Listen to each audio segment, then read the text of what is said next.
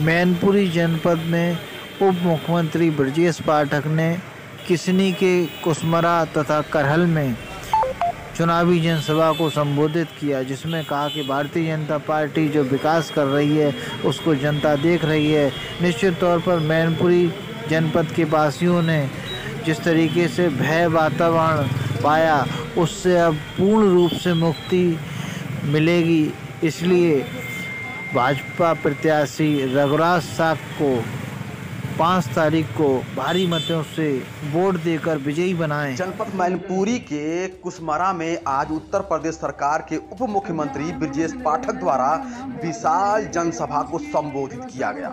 सभा को संबोधित करते हुए उन्होंने कहा कि जनपद मैनपुरी की जनता ठान चुकी है कि इस बार भारतीय जनता पार्टी के प्रत्याशी को भारी बहुमत से जिताना है। इस बार मैनपुरी की जनता बदलाव चाहती है। यहाँ पूर्व में यहाँ सपा का गढ़ माना जाता रहा है, लेकिन इस बार सपा के गढ़ को भारतीय जनता पार्टी के प्रत्याशी रघुराज सिंह साक्य ध्वस्त कर देंगे, क्योंकि जनता पहले ही मन बना चुकी है। इस बार भाजपा प्रत्याशी को ही चुनना है। उन्होंने कहा कि आप सभी लोग निर्भीक होकर मतदान करें। अगर कोई भी मतदान में गड़बड़ी करने की कोशिश करेगा तो उसके खिलाफ सरकार द्वारा सख्त कार्रवाई अमल में लाई जाएगी। पूर्व मंत्री अर्चना पांडे ने कहा कि पूर्व समाजवादी पार्टी की सरकार में समाजवादियों का नारा था कि खाली प्लाट हमारा है। बड़े बड़े गुंडा माफिया आजकल तख्ती लटकाकर घूमते नजर आ रहे हैं। आज माफियाओं की हालत खराब है। चुनाव मैनपुरी की तस्वीर और तकदीर बदलने वाला है। यह बदलाव का अवसर है। आपको निर्भय होकर मतदान करना चाहिए। मैनपुरी का इतिहास बदलना है। भारतीय जनता पार्टी के राज में एक भी बूथ कैप्चरिंग नहीं होगी। इस बार लोग कमल के फूल पर बटन दबाकर भारी से भारी मतों से आपको भारतीय जनता पार्टी के प्रत्याशी को जिताना है। अत्याचार और अनाचार को आप कब तक बर्दाश्त करेंगे? हमारे रघुराज सिंह साक्य को आप भारी बहुमत से जिताकर संसद में भेजने का कार्य करें। आप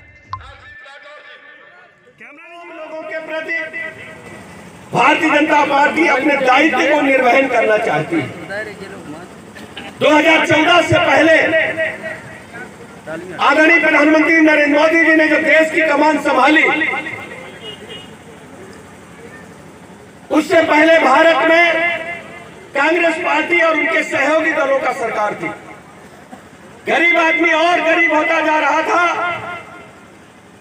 और भारत एक भ्रष्टाचार से कलंक ढोता हुआ देश कहा जाता था।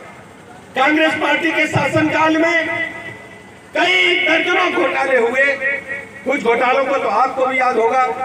2G स्पेक्ट्रम घोटाला, कोयला घोटाला, कॉमनवेल्थ घोटाला, सेना के फ्लैटों में घोटाला।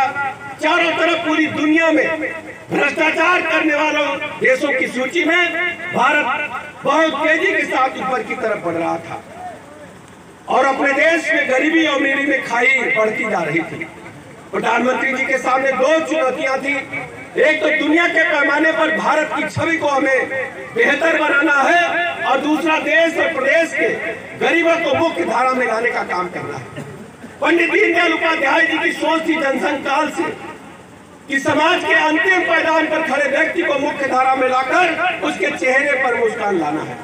तो आजादी के 75 साल बीत गए।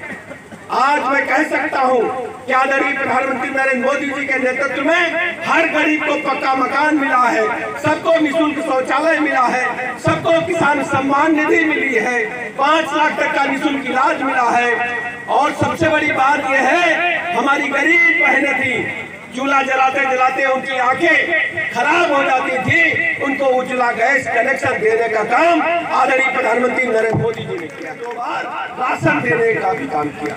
इसलिए मेरे साथियों आपसे कहने आया हूं, भारत की सरकार ने, आदरणीय प्रधानमंत्री नरेंद्र मोदी जी ने हर स्थिति में उत्तर प्रदेश के गरीबों के जीवन में बदलाव लाने का काम किया है और आदरणीय मुख्यमंत्री योगी आदित्यनाथ जी की सरकार ने उत्तर प्रदेश में कानून के राज को स्थापित किया है।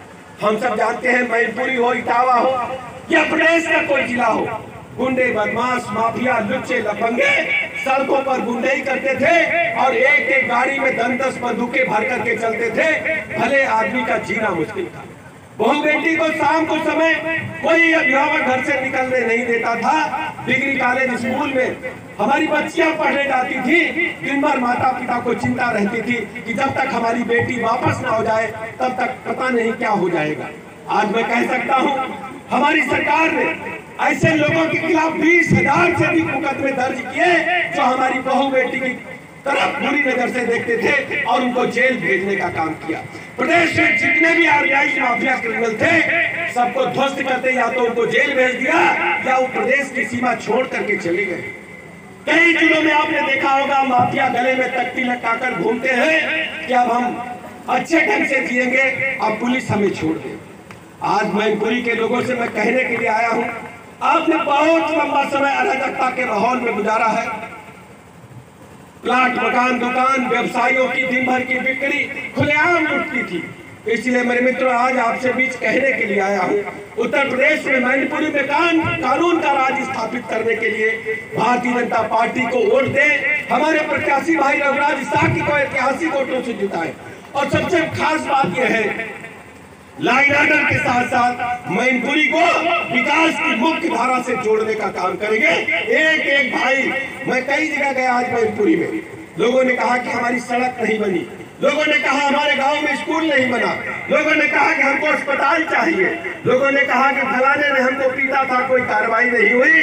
लेकिन आज मैं कहना चाहता हूं मैनपुरी के लोगों से, करेल के लोगों से, भारतीय जनता पार्टी योगी जी की सरकार ये आम आदमी की सरकार है, गरीब की सरकार है और गरीब के जीवन स्तर को ऊपर उठाने वाली सरकार है।